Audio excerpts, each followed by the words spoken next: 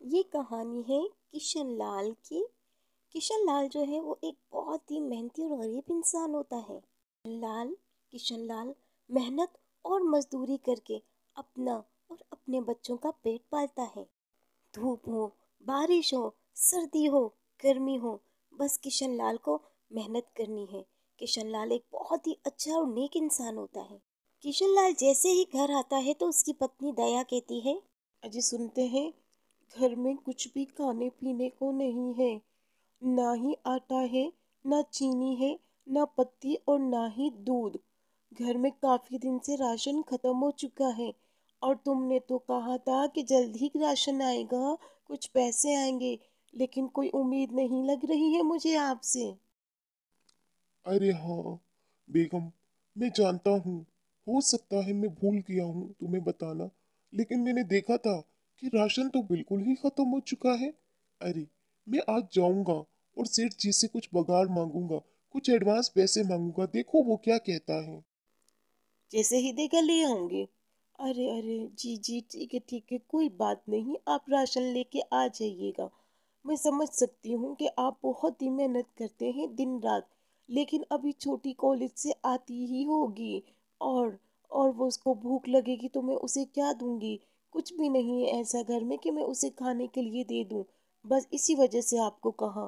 अरे, मैं जानता हूँ कि आपने मुझे इसी वजह से कहा है। तुम बिल्कुल चिंता मत करो। मैं जाके आज दया से बात करूंगा कि वो मुझे पैसे दे दे। सेठ जी दयालु है, क्या पता दे दे।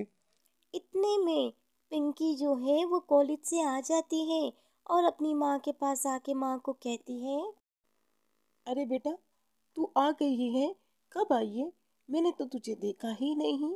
अच्छा, चल तू बैठ, मैं तेरे लिए पानी ले आती हूँ। तू बहुत थकी हुई होगी ना, जल्दी से बैठ जा, ठीक है? अरे माँ, क्या हो गया है? मैं तो बिल्कुल भी नहीं थकी हुई हूँ। अरे, मुझे ना प्यास नहीं बल्कि भूख लगी है बहुत। आज कैंटीन में भी कुछ नहीं खाया मैंने, ना ही मेरे पास पैसे होते कि मैं कुछ खा लूँ।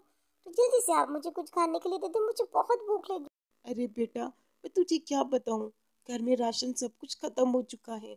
और मैंने तेरे बाबूजी से कहा था कि तुम आ जाते हुए कुछ न कुछ लेते हुए आइएगा।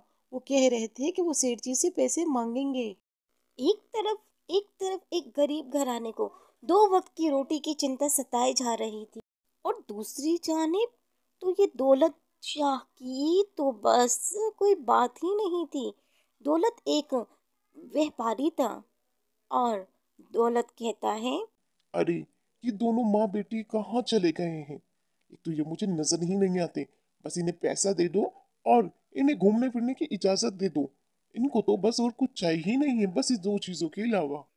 चिंटू अपने पापा के पास आता है, और यहाँ चिंटू की जो माँ है यानी कि रिंकी वो भी आती है और कहती है, अजी सुनते हो, किटी पार्टी में जा रही हूँ, कुछ पैसे दे दीजिए, बहुत ज़रूरत है, जल्दी से कुछ 2-3 लाख दे दें। अरे बाबा जी, मुझे भी ना अपने दोस्तों को पार्टी देनी है। पापा जल्दी से मुझे भी अपना क्रेडिट कार्ड दे दीजिए ताकि मैं उन्हें अच्छी सी पार्टी दे सकूं। दौलत क्या कहता है, अरे, तुम दोनों माँ बेटे क्या पागल हो गए हो? पैसे क्या पेड़ पे उगते हैं?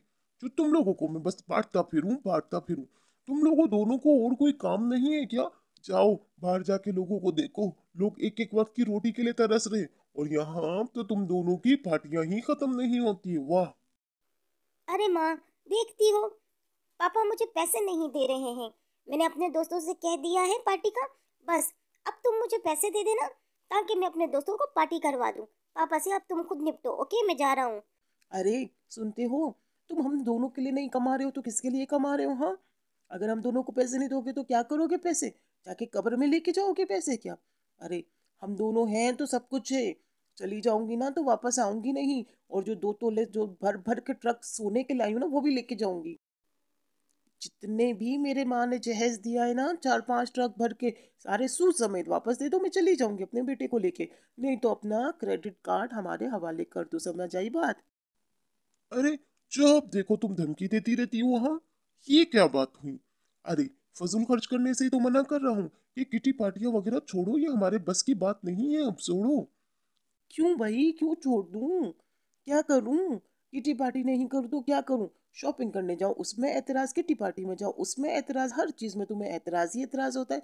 आखिर क्यों? हमें हमारी लाइफ नहीं जीने दोगे क्या? दौलत शाह की बेटी रिंकी यहाँ से तो चलती फिरती है और बड़े ही गुस्से में बड़बड़ाती जाती है। और दूसरी जाने ये बेचारा गरीब किसान यहाँ पर एक सेठ जी से कहता है। अरे सेठ जी, कुछ पैसे दे दीजिए। घर में खाने को राशन नहीं है, ना एक वक्त की रोटी है। बेटी भूखी है, कुछ दया कीजिए। अरे चुप, देखो तुम लोग पैसे मांगने आ जाते हो। क्यों भाई? 2 दिन नहीं हुए तुम्हें काम किए हुए, सारे पैसे तुम्हें मैं दे दूं। जरा कुछ ख्याल रखो, कुछ काम वाम करोगे तो पैसे दूंगा ना। ऐसे तो मैं पैसे कभी भी नहीं तुम्हें देने वाला। समझ आई बात? उफ, ये बेचारा गरीब किसान अपने दबे पांव तले उदासी के साथ वापस अपने घर की जानिब जाता है। और ये सेठ कहता है।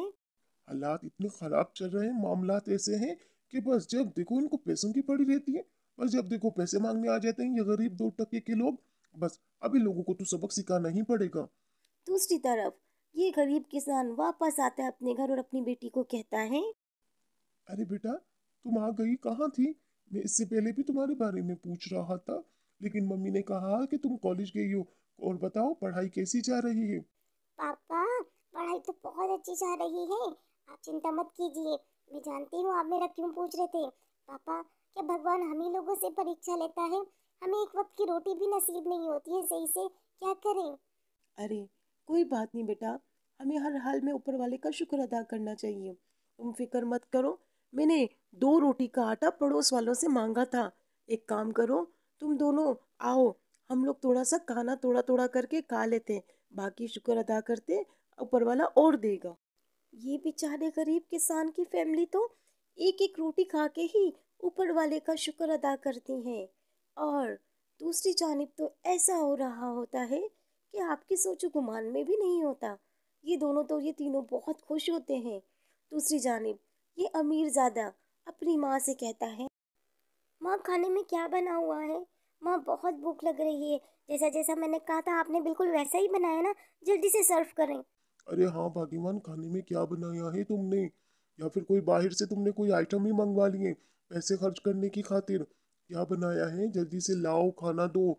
बहुत भूख लगी है, पेट में चूहे दौड़ रहे हैं। अरे वाह, खाने में तो बहुत ही मज़ेदार आइटम मैंने बनाए हैं। आज तो तुम दोनों बाप बेटे खाना खा के अपनी उंगलियां भी चाटते रह जाओगे।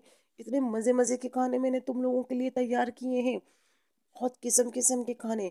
जल्दी से तुम दोनों हाथ मुंह धो के आओ, फ्रेश हो जाओ, और खाना लग चुका है, खाना खाने के लिए तैयार हो जाओ। एक जानिब वो बेचारे गरीब मजदूर एक एक रोटी खा के ऊपर वाले का शुक्र अदा करते हैं। एक रोटी भी उन्हें नसीब में नहीं होती है। और दूसरी जानिब ये अमीर लोग जिन्हें तरह तरह के खाने मिलते हैं और फिर भी वो ऊपर वाले का शुक्र अदा नहीं करते।